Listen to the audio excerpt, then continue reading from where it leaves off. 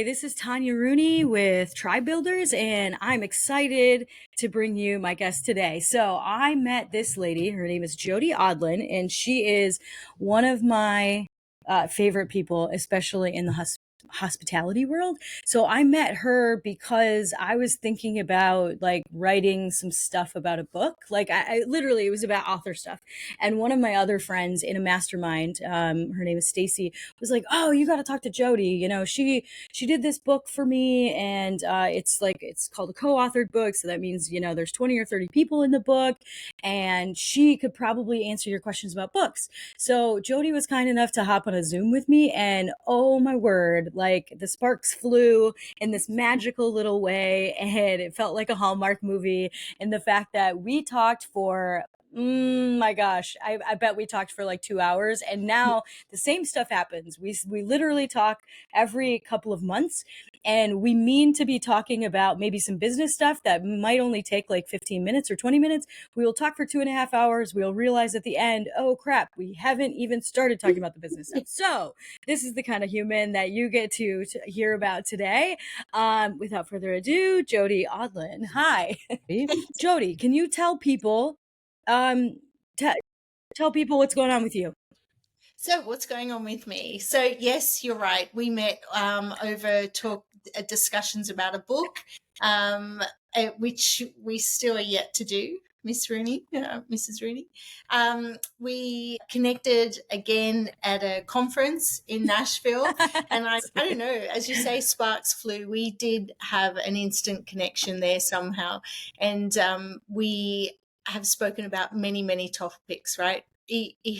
Way off hospitality, way off short-term rentals. So we've got a lot in common. I think the way that we think and we speak, and we're now out there building amazing tribes. And so when I heard that you had this podcast running, well, it was a no-brainer to connect again and talk about what we or I have created on my side of the world. So you probably hear my accent. I'm an Aussie. I've been living in the UK for some time, just recently relocated back to Sydney after 12 years abroad, which has been pretty good. I'm now getting some sunshine, permanent sunshine, which I love.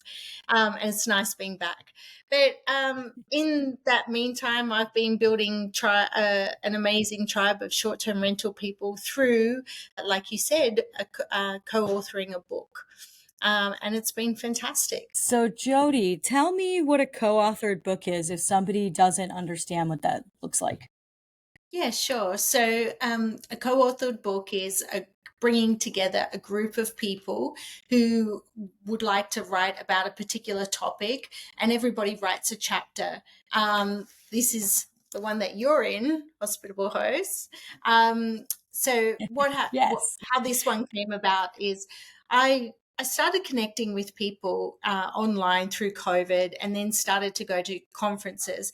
And I was really interested in people's stories about how they got to be short-term rental hosts, because prior to COVID, I didn't even know this world existed. I was a short-term rental host myself, but I also have a hospitality background, and I did not know that this world was out there of all these people. And once I started talking to them, I thought, wow, like we really need to get these stories put in print. And they're really inspirational stories, because you yourself have read many of the author's chapters in the book, and everyone comes from all different worlds, and they've had to pivot their life in some way to go down this short-term rental path, or they've come through the property management way, and now they find themselves in short-term rentals. And I just found it really interesting. And then there was that other element to it as well. Like, I know you as a short-term rental host, but then once we got talking and you and I connect on so many other levels, it was the same with other people. There was all these interesting things about people.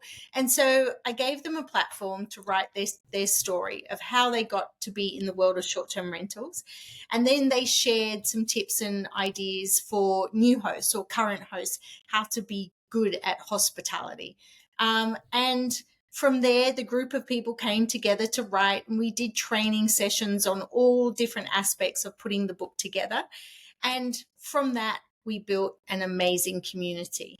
So we've actually got 3 volumes of authors. So there's 146 authors altogether. And from that, we've built an incredible community that we've just gone on to do more and more things.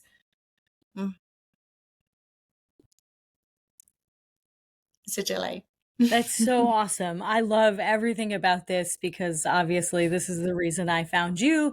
So can you tell me, how did you even figure this out? Like, did you stumble upon creating this community of all these hosts, or it sounds like you figured it out in COVID? So can you talk a little bit more about that? Yeah, sure. So I suppose it was accidental, or something just pushed me along that path. So in COVID, I found a product actually. I'm all into energy and frequencies, and I found a product that I wanted to sell online. So I didn't at that point in time, I had no experience of talking to people on Zoom, or I hadn't even done a Zoom call before. So I got on Facebook and I found this group, which was called Rock the Mic. And the lady who was heading up that group, her name is Bridget Aileen Cisco, fabulous woman. She was getting everybody to speak on the microphone. And that was the whole, what's the word, that was what that group was all about. So I learned to talk in front of a camera, and from there onwards we connected on all sorts of things. And she had this really great women's entrepreneurial group, which I am fully into entrepreneurial everything. I hate the 9 to 5. So she was putting together a multi-author book and she asked me to be a part of it. So I said yes, as I was saying yes to any opportunity that came up at that particular time. And from that experience of writing, I've never written before, since, my study days. And I learned how to write. It's no masterpiece by any means. It's just my thoughts and ideas written down. But what was created out of that was this incredible group of women who then also supported each other through the process of publishing and getting our stories out there. So I just sat back one day and I thought, I was on Clubhouse. Do you remember Clubhouse?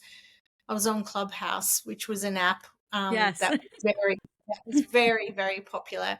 And I was listening to everybody's stories and I just thought, gosh, maybe I could put some of these in print and gather some people and create a group of people who I found interesting and who I wanted to connect with. So that was how it started. I simply just started. I had no community whatsoever. I was just sitting at home thinking, what will I do? And that's how the idea came about. No rocket science, really.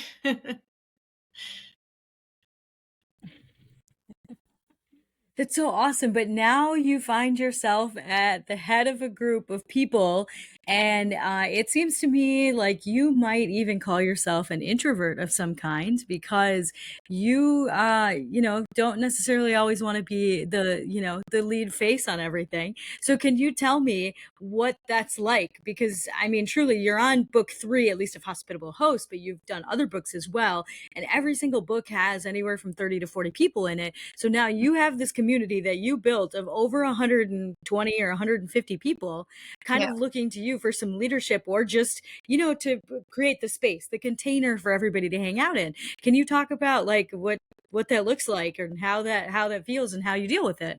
Yeah, sure. So yeah, it is weird, and sometimes I have to pinch myself. And like this past year, I was actually at a conference that I had been to the year before, and nobody knew who I was. And this time, I was at the conference, and I was up for awards for building this great community, and that just you know that just shocked me. Never ever did I ever think that it was going to go this far. Never. But I'm truly blessed that it has, and I'm really grateful for everybody to say yes to coming in and sharing their story, because without those people, my life wouldn't have gone and, projected the way that it has. I sometimes describe it like I'm in a vortex. And from that moment that I did that Facebook group called Rock the Mic to where I am now, which is only 2.5 years later, my life has completely changed. Yes, I would say I'm a quite introvert. I'm quite quiet. Maybe not introvert. I'm quite quiet, and I'm happy for others to be put up on the pedestal. And actually, sometimes people think others in the book project belongs to others, and I'm okay with that. That I don't need to have the kudos for doing that. It is a part of me naturally to be a connector. So, as I'm hearing everybody's stories and they're maybe, wanting to get into hotels, I'm like, oh, you should really speak to this person, or, oh, you should speak to that person. And I love doing that anyway, just naturally. I love speaking to people. That's why you and I get on. I think we have, we're very similar in that way. And I'm a very good listener. People say I'm a very good listener. So this group just grew and grew from a few people in the UK to then going across to the US, and it grew again. Then I have all the Aussies in there. We've got a lady from Japan. We've got people from Europe. So it's a global community as well. And, there's some people who are really, really heavily involved in it. Others maybe not so, but they get involved when we're doing an additional project. And so, really what started as a book project, as you say, now I've got 3 books under the Hospitable Host brand, but it's become a brand of itself. So we have a hospitality training course coming out. We have our own podcast, which is launching shortly. And we have something really, really special in the pipeline, which I will be announcing on our Instagram page. So you'll have to follow us on Instagram. But it's just gone from one thing to another. And we're now calling ourselves a professional movement of hospitality people. Mm. Oh, I love this. This is like my favorite thing too, because I think my favorite thing about hosting is being hospitable to other people and to showing them how great, Minnesota can be, because that's where all of our properties are right now. Well, Minnesota and Wisconsin.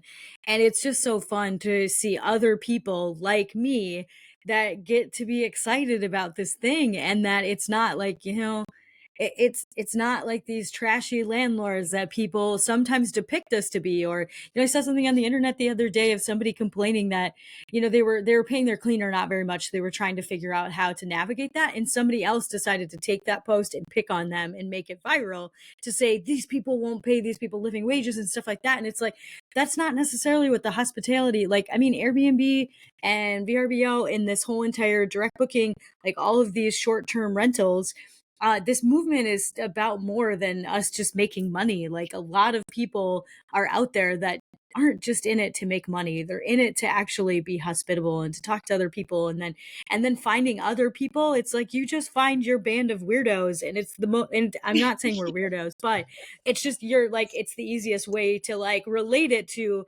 That's sometimes what people will think of it as.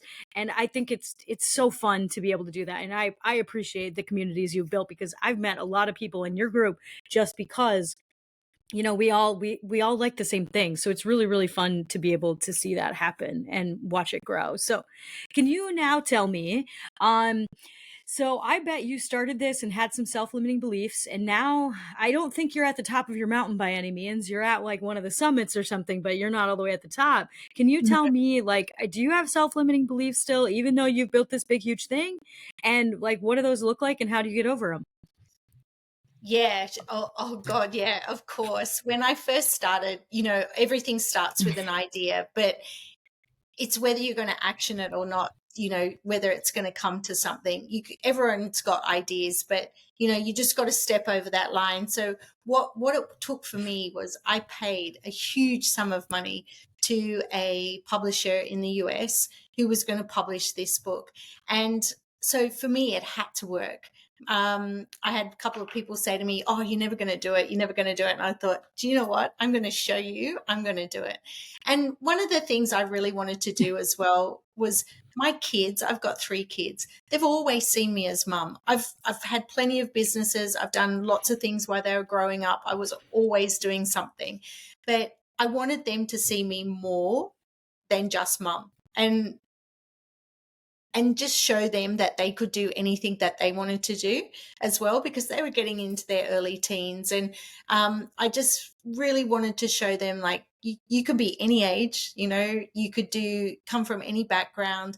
And as long as you action your idea, then, the sky's the limit, right? So really my limited belief at the beginning was, how am I going to make this work? And I'm not that type of person to get up, on stage and say, "Hey, I'm doing a book." My approach was more like approaching people at a conference and saying, "Hey, I'm doing a book. Would you like to be a part of it?" And they'd be looking at me going, "Who the hell are you?" But yes, yeah, definitely would. But I soon got over that. And every time someone came in and said yes, and these were all the leaders in the industry, which was never my intention, but they saw the value in it. And that gave me confidence. And then I'll tell you a really funny story. I had never, ever before this project hosted a Zoom call. So here I was about to host my first Zoom call with all the leaders in the industry, 42 people for volume 1. And we had our first call booked in. And I was still learning the ropes from the publisher at the time. And she got on the call, but she came on an hour early. And I said, no, like, you've got the time mixed up. It was that stupid time of the year where America, Australia, the UK is all in a bit of a weird time shuffle because of daylight savings. So she got the time mixed up. And I said to her, "Oh, it's okay. I'll see you an hour later." And she said, "Oh, no, I can't. I've got another call." I said, "What do you mean you've got another call? Like, you're my publisher. I need you on this call." So she said, no, it's all yours. And I was like, oh my God. So I had, I don't normally drink, but I ran out to the kitchen. I was like, I need a glass of wine. I don't know what I'm doing. So we had no wine except for there was a bottle in the garden shed. So I pretty much necked a couple of glasses of those. And there I was. I did my first Zoom. I did my first Zoom meeting, and from there I realized, and then as I got to know people, in the industry and the leaders of the industry, they're all trying their best as well. They're all trying to figure it out. And people would tell me their stories and be like, "Yeah, you know what? This isn't so bad." So by the end of it, that was like a 4-month project. I used to get up and sit there in my pajamas. I had no problem, before.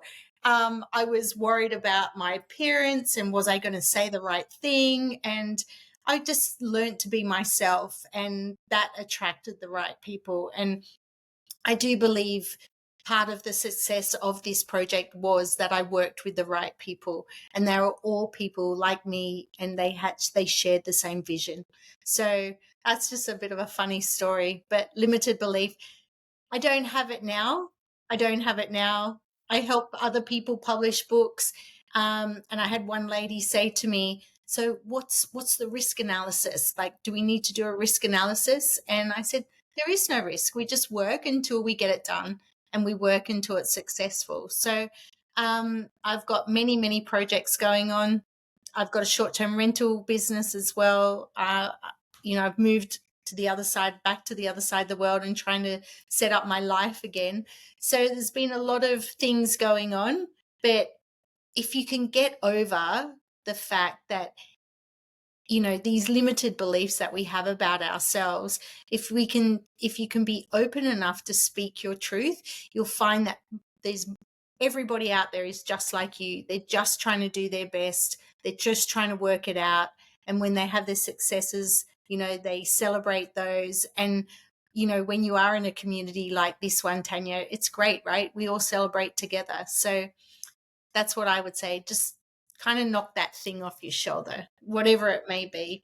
Especially writing a chapter in a book, that's like you get imposter syndrome, right? You're gonna write out your story and present that to the world.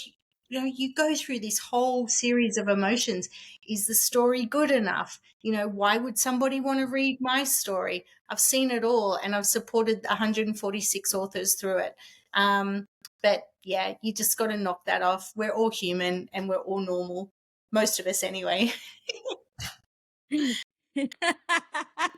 Oh, this is so great because it's totally true. I mean, like I said earlier, you just find you're weird. You just find like your group of people, and it's funny because outsiders might call you weird for doing that stuff, or for being eccentric about like folding your toilet paper in a little tiny triangle at the end. But honestly, there's a whole entire group of people that do that too. Yes, I use a sticker. I use a little toilet paper sticker, and it's Yes. obviously because a different host showed me that. And it's another hospitable host named Stacey Rice who has inspired me to put my brand on things. But truly, like when you find your group of people, it just enhances the fact that you're actually not alone. There are tons of people that feel the same way as you. There's actually a whole entire group of people that would love to support you. You just have to find it, or you have to build it.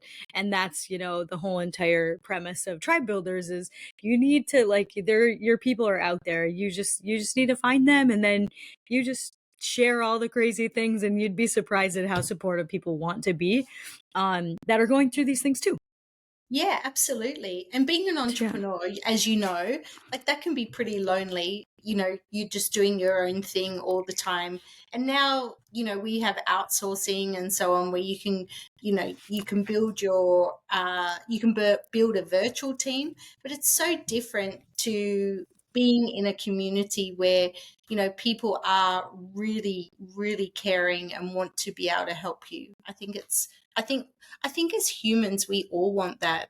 And as we have um, evolved, should we say evolved? We all started out as tribes people back in the day, and community is so important. But now with technology and so on, yes, we can be in front of people online, but I think still that human connection is just so valuable, and a lot of people really crave that.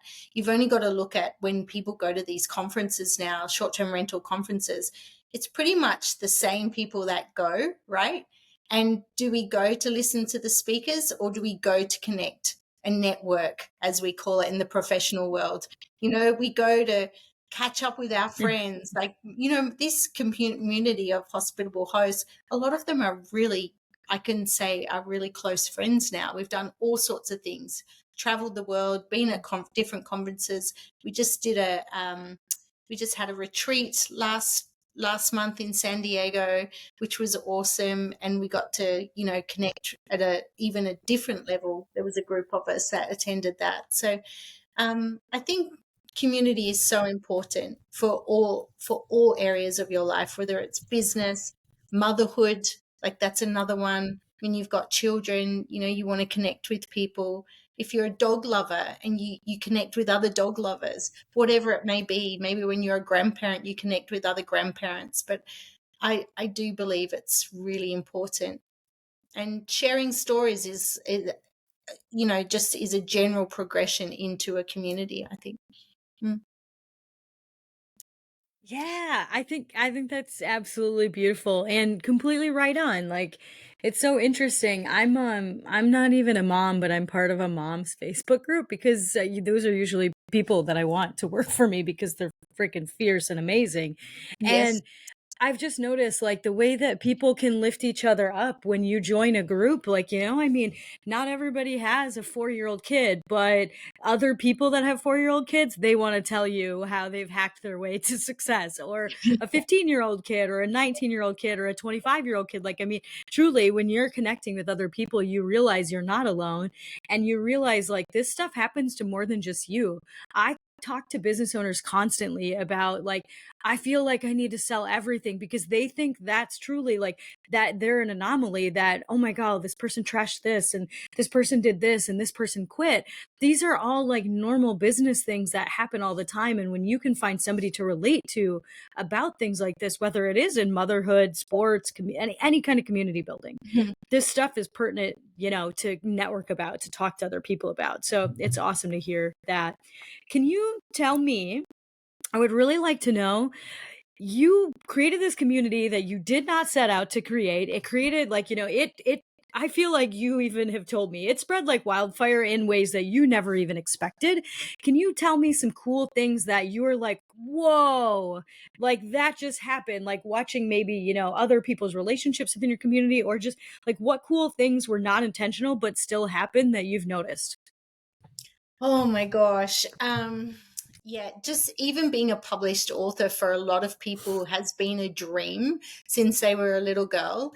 And that was never a dream of mine, but hearing other people and how they feel now because they are a published author, and coming up to me with tears rolling down their eyes that they've ticked off something from their list that was super important to them. Like, that's, to me, like at the first book launch in London, I experienced that with Plaxi, who's a wonderful lady, and she had always dreamed of being a published author and a writer, and I was able to facilitate that and make that happen for her. And, that book has now been, her book, Hospitable Host Volume 1, has now been in front of the Zambian president. She's training young women how to set up a business, and they're using all the tips and ideas from Hospitable Hosts. The Hospitable Hosts as a group may go over next year and help set this up in Zambia with her. So that is a wow moment. Watching other people's visibility has, they've gone from being just a simple host like I was to now talking at conferences around the world. You know, that is mind blowing to me. Also, we had a volume 2, we had a big party in Nashville, and there was 350 people that came and from the industry, and I was totally gobsmacked. I stood there like just thinking, wow. And one of the guys who was in the book, who's a big supporter, Mark Simpson, came up to me and said, "You created this." And I was like, oh my God, yeah, like this is, yeah, total mind blowing. And like now, even going back to Australia, I've been to some of the Hospitable Hosts 60. I went to Merrin's 60th birthday. Again, we've spoken on panels together. I've stayed at some of their properties. Rose has, invited me over to her place. I think I could stay anywhere in America with any of the Hospitable Hosts. I'm going to Switzerland next year with one of the authors over there, and connections. And actually, just before this, I got on this call, I had a message from Tracy from Japan, and she's going to be in Sydney next week. And she's like, let's hook up, let's have a coffee. And then there was another lady too who lives on the Gold Coast. She said, I'm coming to Sydney. Would you like to meet up? So it's just incredible. Honestly, the friendships have been incredible. I pinch myself every day and I cannot believe it. Mm. I think that's so awesome, because I love that your story just starts out with, you were just kind of lonely in COVID, and you were like, well, there's got to be other hospitable hosts or hosts that feel this way. And now all of a sudden, yeah, you're right. Like fast forward, what? So 4 years, and now I feel that way too, that I could probably go anywhere, at least in the States, and find somebody to stay with because I know so many people, and you have that, globally. Like that's super friggin' fun. I love that. Okay. Jodie, you're still there, right? But we cut out then quite a bit. Yeah. I'm Yeah, here. I stopped talking as well to make sure that and I just wrote down the time, so we're good there. Okay, next question. Okay, we're at about 26. We're at about 30 minutes. Okay. Okay, I think I know the next question I'm going to ask you, okay? Sorry, there's a little dead spot there. That's Jodie, okay. can you tell me what you feel like your superpower is? I feel like you've been talking about it this entire time, but tell me what you think your superpower is. I think I've got two superpowers. Can I have two? I'm going to own two. I'm a really good listener and I'm a Yeah. connector. Yeah. So I truly do like listening to people's stories and I value what they have to say.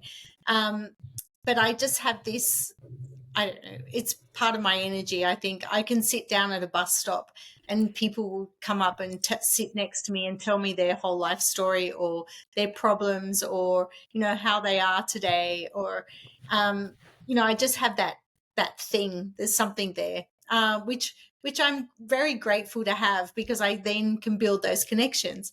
So, and then, like I said, the second one is I'm a natural connector. So I already spoke about it earlier, but um, I can hear what people are talking about and what their needs are, and I can kind of think, oh, well, that person over there can help them, or that person over there could help them. You should go and speak to them, and I like that.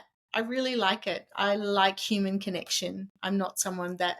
It's funny because I feel I'm quite a quiet human, but I like human connection. Where I think people have that so wrong about me. They think that I should be this extrovert on the stage talking, but I'm really not that person. But, having a conversation, you and I, or the many conversations I do have with people one on one, they may see me as completely different.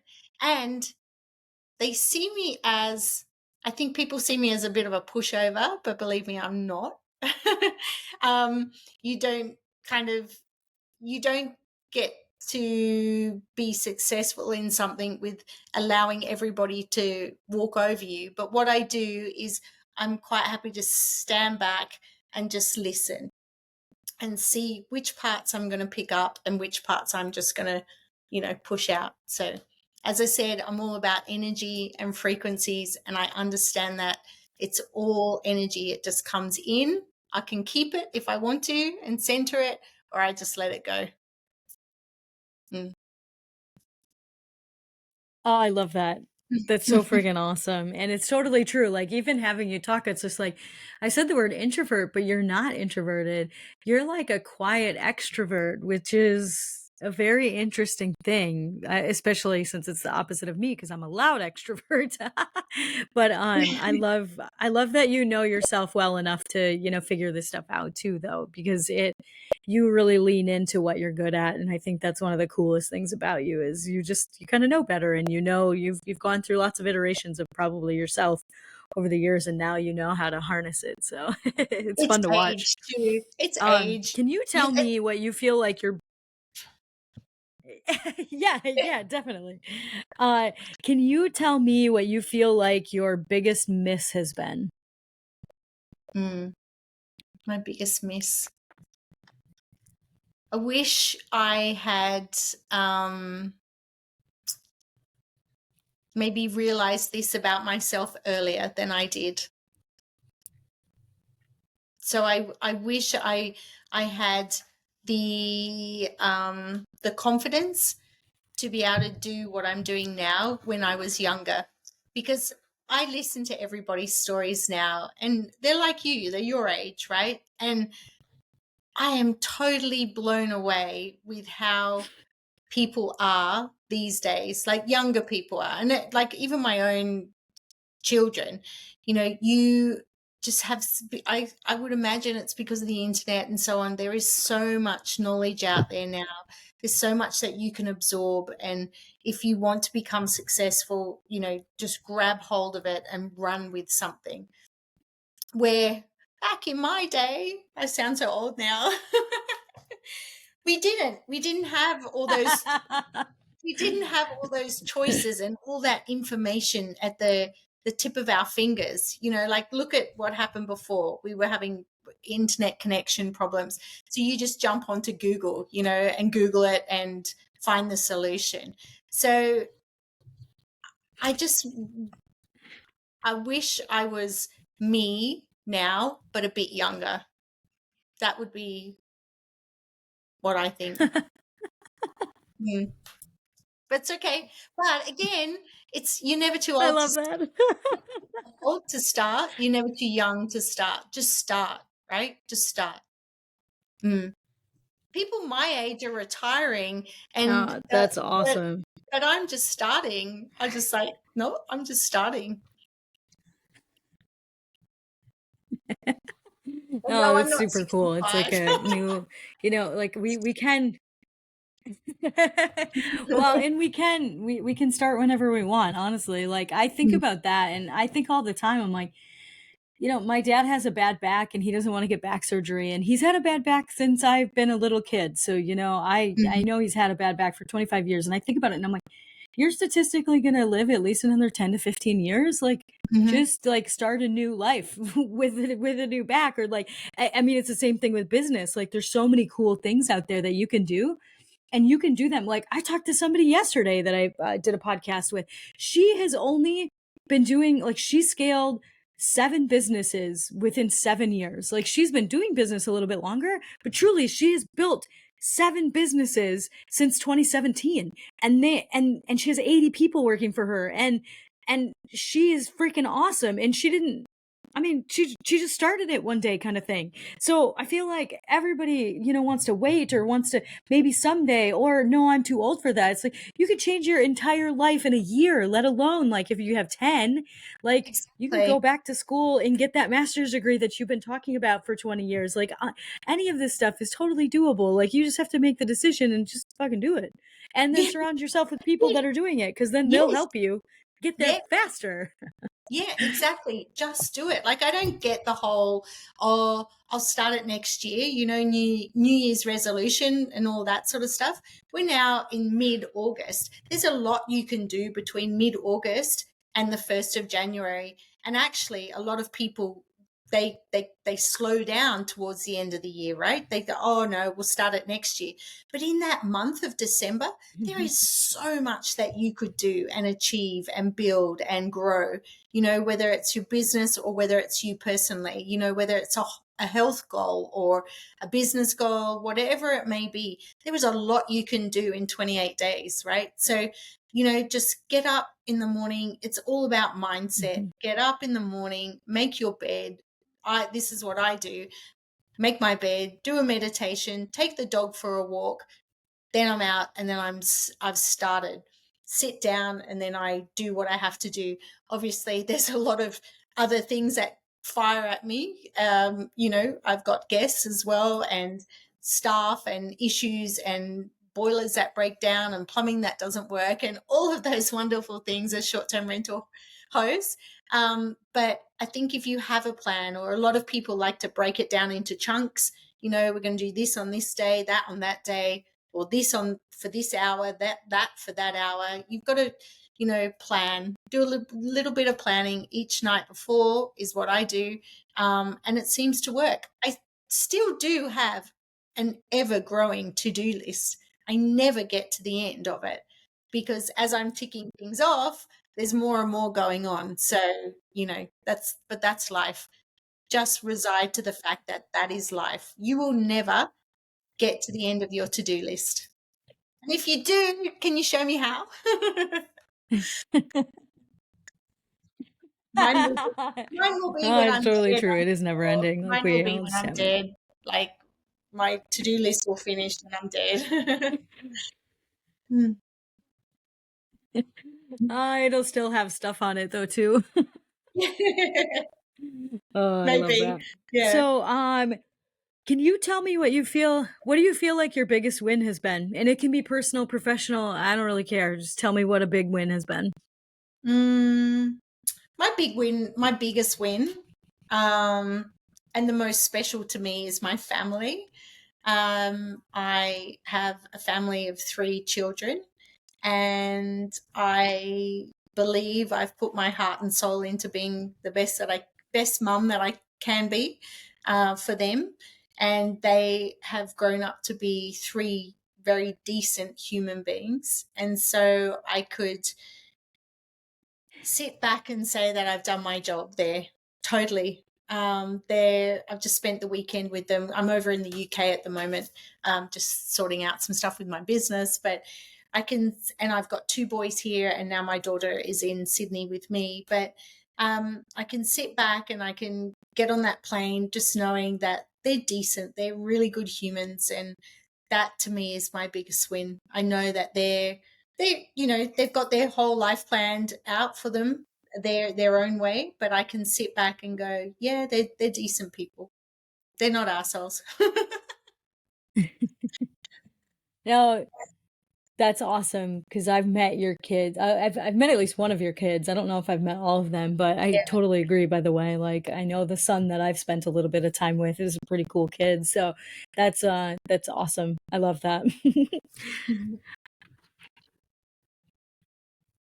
Okay, so let's I think we're oh, please tell me, how can people come and find you? Like if somebody wanted to figure out more about Hospitable Hosts or they wanted to reach out to you and just tell you how awesome this was and maybe like a nugget that they got from this podcast, tell people how they could reach out to you.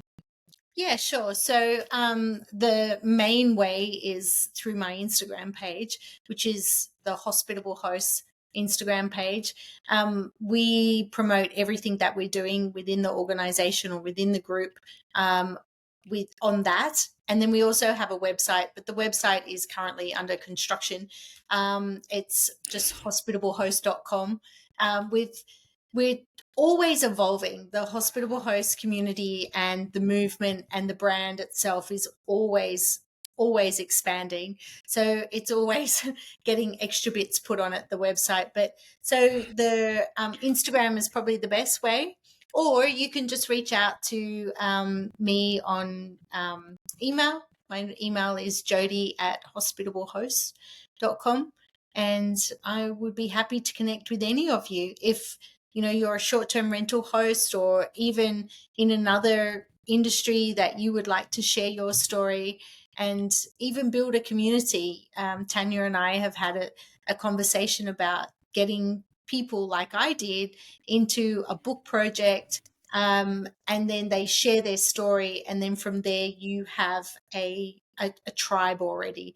So I also, not only am I a host and part of the founder of Hospitable Hosts, but I have my own publishing company now. So if you have a book that you'd like to share, or you think you have a story that you would like to share, just reach out because I may be able to help you that way as well. Awesome. Okay, and then my last question of the day is, what one thing are you looking for right now? What's one thing? Connections, like stories. If you've got a great story, I probably just said it before. If you've got a great story that you would like to share in print, perhaps, get in contact with me. Whether it's through a multi-author book, I've got a lot of books going on at the moment, which is not all short-term rentals. They're all different niches. Or if you have a book idea of your own, just get in contact with me. Or if you want to become a part of Hospitable Hosts, do that as well. I'd love to hear from you. Awesome. Oh, that's fantastic. Well, Jodie, I really appreciate you sharing your story today. There are definitely tidbits that I already knew about you, but then my favorite part about interviewing people is I get to find out more about them. So that's been a really, really joyous thing for me today. So thank you very much for joining me. I appreciate it. And everybody, if you liked this episode, hit subscribe. Reach out to me or to Jodie and let us know if there was anything that really resonated with you. We love hearing from listeners, like literally love it. And it's nice to know that somebody's listening and actually, took in something we said. So thank you very much, Jodie, and have an awesome day. Yeah, thanks. I just got one thing to say as well, though. I want to say thank you to you for asking me. And it's not just a blase thank you for asking me to come on. It's like Tanya's an incredible woman. And what she's building here with this podcast and what she does within the short-term rental industry herself is just phenomenal. And follow her and become a part of her community. She's fun. She's so vibrant, and you'll just laugh your legs off every time you speak. So like we do.